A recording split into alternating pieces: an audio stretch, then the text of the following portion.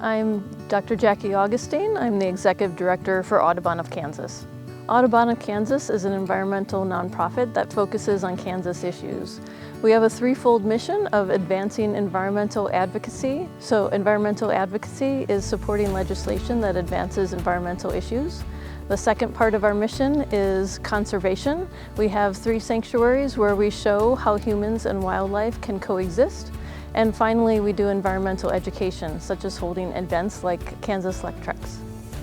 Kansas is a great place to have the Prairie-Chicken Festival because we have both greater and lesser prairie chickens here in good numbers so that we have great opportunities to show these to participants. Prairie chickens are also declining, and so we wanted to make sure that we gave support both people coming in from out of state but within the state to support prairie chicken conservation. The ranges of greater and lesser prairie chickens overlap in western Kansas and in no other state, and so having it here is a wonderful opportunity to see both species. This year's Prairie Chicken Festival was a collaboration among a lot of different groups. Audubon of Kansas, as well as the Kansas Department of Wildlife and Parks, the Kansas Department of Tourism, the Fort Hays State University Sternberg Museum of Natural History, and the Kansas Wetlands Education Center and the Nature Conservancy. The goals of the Prairie Chicken Festival are to get people out to see these charismatic species. But we also hope that the people that live in western Kansas gain an appreciation for the wild land that is around them and the prairie chickens that reside in that. I hope that you make the time and the effort to get up before sunrise, way before sunrise, to go see them, because it really is something that is remarkable. I mean, even when I've brought my parents and my in-laws that were non-bird watchers out there, they still talk about it. It is really something that will change how you view these prairies. You are witnessing something that few people have witnessed. I hope participants share their memories and encourage more people to come out to western Kansas to see the wonderful prairie chickens and everything else we have to offer. I'm the small game coordinator for Kansas Department of Wildlife, Parks and Tourism. And in that role, I oversee research and survey efforts for both greater and lesser prairie chickens in Kansas. Prairie chickens are grassland obligate species, meaning that they require large tracts of intact grassland. In general, that means at least 65% grassland in a landscape and covering areas more than 25,000 acres. That's roughly 40 square miles, but ideally we have hundreds of thousands of acres that are available for really strong, robust prairie chicken populations. We often look for nesting habitat, which is grass that's roughly shin to knee-high in height, and then open areas that have more forbs, so flowering species that are good for brood-rearing habitat for those hens to raise the chicks during the summer. And then in general, during the fall and winter, prairie chickens utilize a pretty broad breadth of grassland habitats that can range from very thick cover to very sparse grass cover. So prairie chickens are unique because they are a strong indicator of grassland health. In general, if prairie chickens are in an area, you can count on other species that require grasslands to be in an area as well. And so if you have strong prairie chicken populations, you have a really strong grassland ecosystem in an area. The range of prairie chickens across the U.S. is indicative of how expansive the grassland ecosystems are in our country. Lesser prairie chickens are generally found in the southern high plains, which is a 5-state area as far south as western Texas and eastern New Mexico, and then north into Oklahoma, western Kansas, and southeastern Colorado. For greater prairie chickens, Oklahoma has the southernmost population in the northeast part of the state, but they extend as far north as North Dakota. And so between both lesser and greaters, we have prairie chicken populations that extend from western Texas up into North Dakota. I hope that people attending the Prairie Chicken Festival get a greater appreciation of western Kansas in general. We have a lot of resources in western Kansas that really highlight the unique landscape and culture that's present in western Kansas. But additionally, participants will have a greater understanding of the unique nature of prairie chickens, their habitats, their ecology, and their unique place in our grassland ecosystems. I am a master's student at Kansas State University. I have been studying lesser prairie chickens for 3 years, and for the last 2 years what I've been doing is looking at whether or not vegetation phenology metrics can be used to predict lesser prairie chicken habitat abundance across their range, as well as look at how those vegetation phenology metrics impact space use and nest survival. So a lek is an area typically consisting of shorter vegetation. Oftentimes it'll be a little bit more elevated compared to the landscape around it. And this is where males gather and perform an elaborate mating display in order to attract females and mate. Leks are important for a few primary reasons. One of those is the fact that wildlife professionals and wildlife biologists can use leks and can count the number of birds on a lek in order to help us estimate population sizes of whichever species we're looking at, whether it be a lesser or a greater. And so it's really great to be able to have such a direct way, so to speak, of counting the birds. One of the other reasons that they're so important is the fact that it's not just enough to have one lek. There need to be multiple leks within a given area. That is because males and females will travel to different leks, and so it's important for the reproduction of the species, to have a few leks available to them within a given geographic area. And so they're important just, from a purely reproductive standpoint, as well as from that, kind of wildlife biologist standpoint. So the most elaborate behaviors that you're going to observe at a lek site is going to come from the males. So they're going to be performing that mating display. And so what a male will do is typically align his body more parallel to the ground so that his face is looking downwards. They have these long black feathers on the sides of their heads called pinnae, and what they'll do is they'll stick those straight up. They also have these eye combs that inflate, and they have these air sacs on the sides of their necks that will also inflate. Now, one of the other defining kind of behaviors that you'll see is the lesser prairie chicken and the greater prairie chicken. Both will stomp their feet very rapidly in a row, so it's very much kind of like a dance. And so that's kind of the biggest behavior that you'll see from the males, is that display in general. You might also see them jump up in the air every so often and flap around. You'll hear a lot of different sounds coming from them. So female behavior on a lek is not going to be quite as distinctive as that of the males. So when they come onto the lek, they're gonna be a little more inquisitive. They won't be doing any kind of display. They're gonna be walking around more consistently, kind of looking around at all the males, trying to judge which one, might be the one that she copulates with.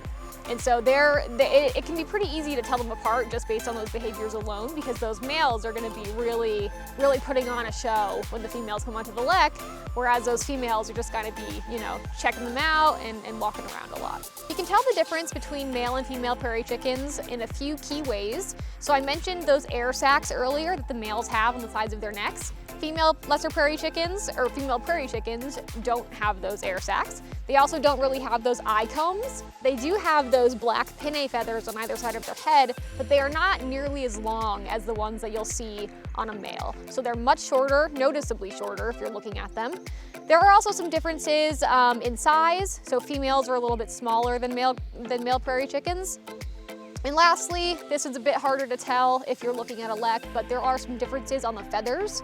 So a female's tail feathers, for example, has more mottling, is a little more camouflage compared to that of the male. To tell the difference between a greater and a lesser prairie chicken, there are a few things to look for. Greater prairie chickens are larger than lesser prairie chickens. So think football size, but a little bit bigger. And lesser prairie chickens are more football size, so to speak. Something else that you can use to tell them apart is their air sacs. So a greater prairie chicken is going to have more of a yellowish colored air sac, whereas a lesser prairie chicken has a more reddish colored air sac. The other way that you can tell them apart is through the barring on their feathers. So greater prairie chickens have a much darker brown, kind of very constant barring. It's dark all around. Lesser prairie chickens on the other are a little more pale, and so they do have that barring still, but it's less distinct, it's a little bit lighter compared to that of the greater prairie chicken.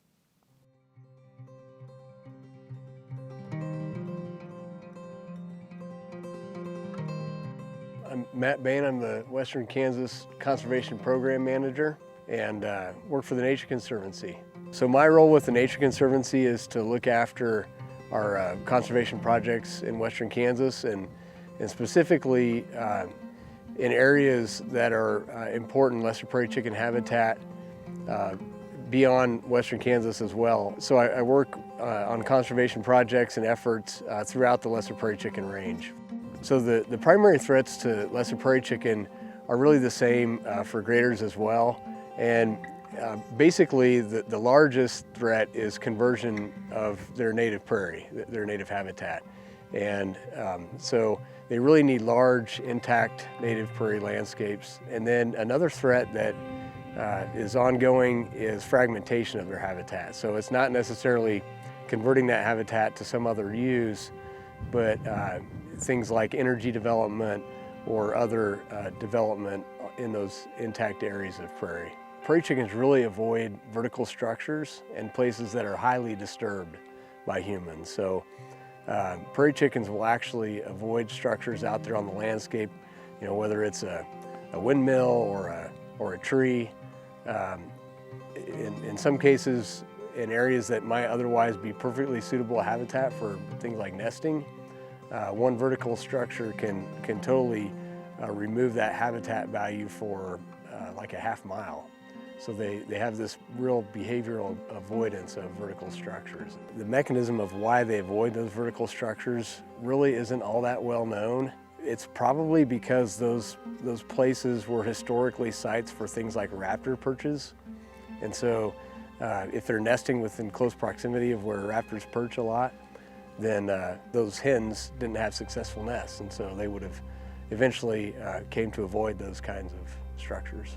Another threat for lesser prairie chicken habitat and greater is woodland expansion. So areas where invasive woody species like eastern red cedar have started to move into the prairie. Woody encroachment is really a killer threat, not only to lesser prairie chicken, but also to greater prairie chicken, and really a threat to all of our prairies. There's some recent research that actually shows that we're losing prairie due to woodland expansion to a similar extent that we lost it to conversion to cropland. So those two threats are becoming equally important. A really important conservation measure in areas where woody expansion is a major threat is prescribed fire and brush removal. And that's not only good for prairie chickens, but it's also good for livestock production.